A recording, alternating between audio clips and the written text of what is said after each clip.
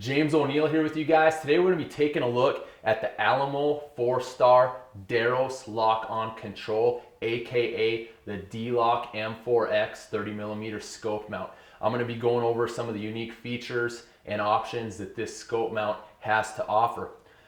First off, you'll notice the height and the cantilever design giving you proper eye relief and alignment on this kind of platform. Going back to the name of the scope mount, the M4X, that is what it's designed for, the M4, AR-15, AR-10 style platforms.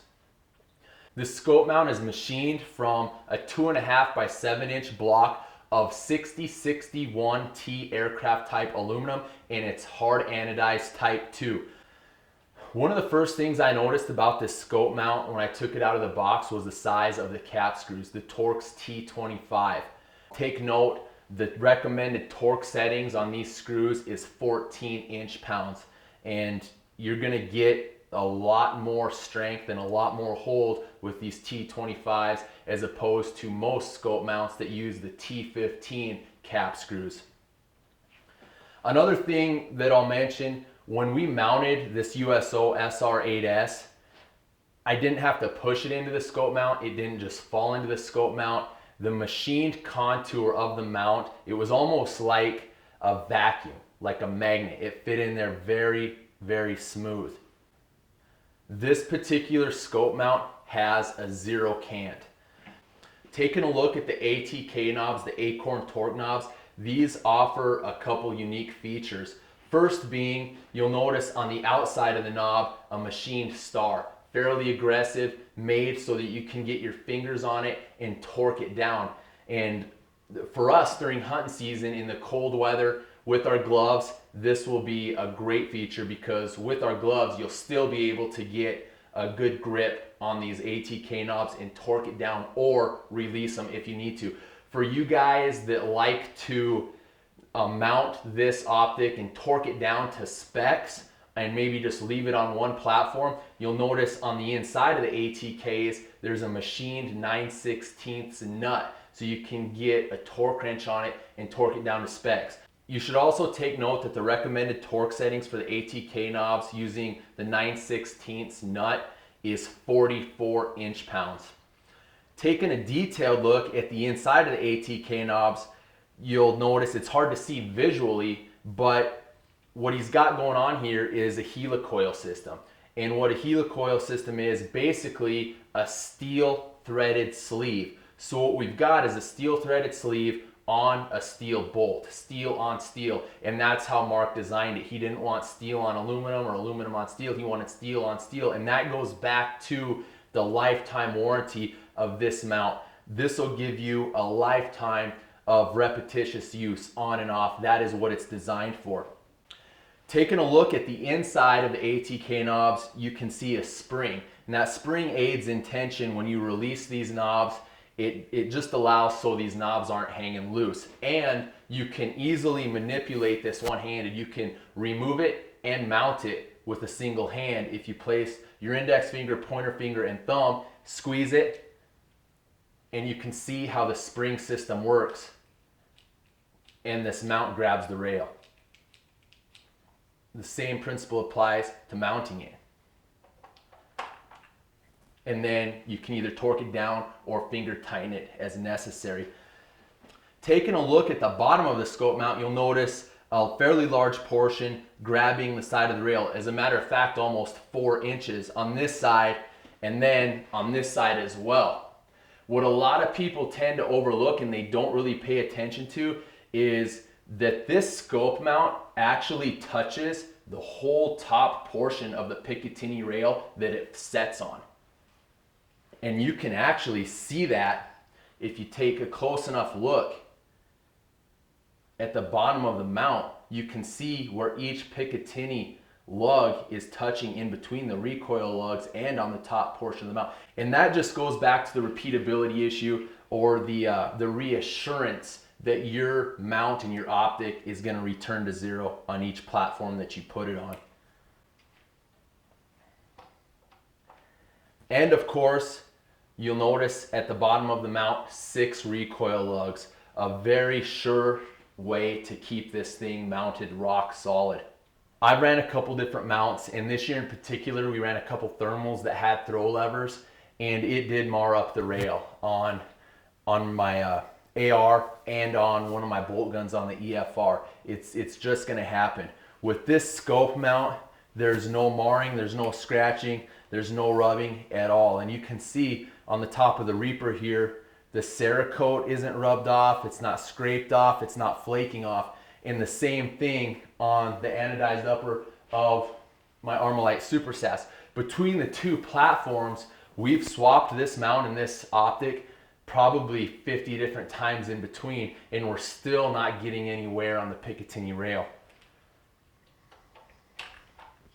Another thing that I need to fill you guys in on is some of the work that we've previously done between the DPMS Reaper and the Armalite Super Sass. So what we've done here is we've zeroed this optic, we've leveled it, we've mounted it, we've zeroed it at 110 yards, we've zeroed the turrets, and then we swapped it over to the DPMS Reaper, made necessary adjustments at 110 yards, so we knew the dope for that platform, and there is a significant amount of difference. As a matter of fact, there's 3 mils of up in elevation to account for and 2 mils to the right for windage to account for, just between the two platforms. So what we're gonna do now is we're just gonna cut to the chase. We're gonna go kneeling position off of this tripod with the DCLW Head S from Alamo Four Star, and we're gonna just try and do 3 shots with the Super Sass on steel and 3 shots with the DPMS Reaper on steel, using holdover with the USO and the C2 first focal plane mill reticle. The same load is being used.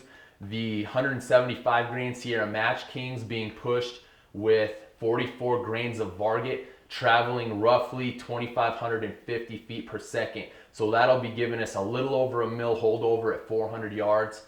And we're not necessarily trying to see how well I can shoot. We just want to see the repeatability that this mount has to offer and how quick we can do it between both platforms. So what you're going to notice here is I'm going to let the camera run. We've got the XF305 behind us. We've got the 5D Mark III off to the side of us, and I'm just going to mesh the two so that when I get done making 3 shots with one platform, we'll go to the Mark III, and you guys can see me just finger tighten, finger loosen, remove this mount, mount it on the Reaper, tighten it back up with the fingers, not torquing it down to any specific settings, and then holding over and making 3 more shots on a 12-inch by 15-inch piece of AR500.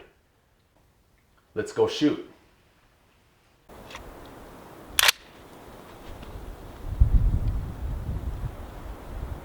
You good from that angle? Yep. Going hot.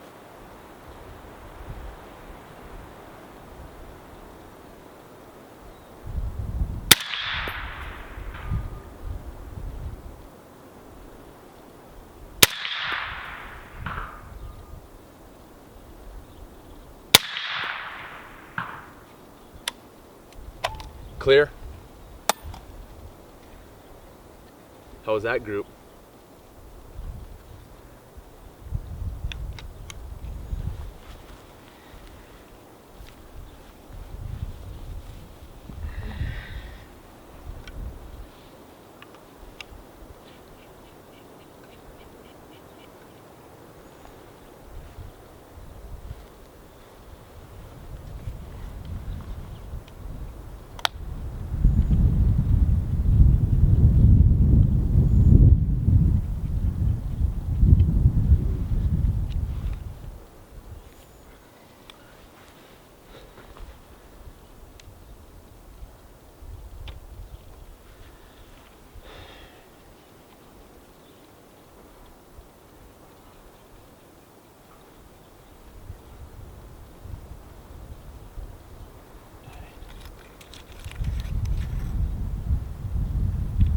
Two mils to the right, 3 for elevation. Same holdover. Just over a mil at 1/4 mile. Going hot. You ready? Yep.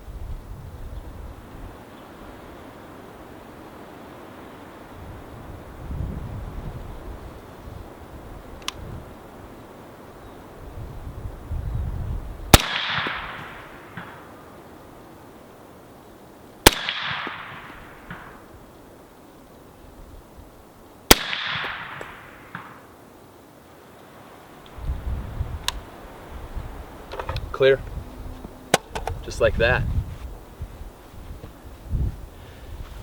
I mean, that's 6 consecutive hits on 2 separate platforms with the same optic and the same scope mount.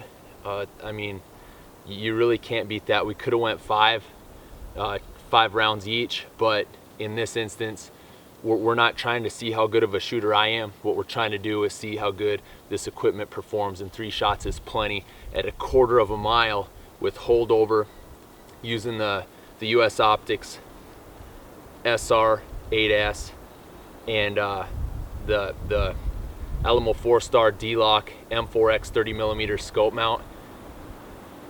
Just an awesome setup. I mean, we were doing this the other night using holdover with this scope mount at 1150 yards, and you know, we were banging steel consecutively at that distance. So great platform, great equipment. Alamo Four Star can't say enough good about these guys. I hope you guys found this review informative as well as entertaining. Hey guys, there's a lot more options for this mount than what we covered today. I mean, a lot of guys can't justify spending $1,000 on an optic, let alone multi-$1,000 optic. And we're running 2 high-end ARs. Maybe you've got 1, maybe you've got 5. You get this mount, you buy 1 high-end optic to rule them all. It's not hard. I mean, you mount it up, you zero it on one platform, you write it down. You move it over to another platform, you zero it, you write down your dope. You move it over to another platform, zero it, write down your data on previous engagement, and it works. Repeatability, the shift back to 0, it's proven. And great piece of equipment. The stuff from Alamo Four Star, some of the best stuff I've seen. You're gonna be seeing us run this hard during hunt season this year. On our YouTube channel, we're gonna be doing a review on a few different pieces that they have to offer, and we're gonna be creating a separate playlist as well.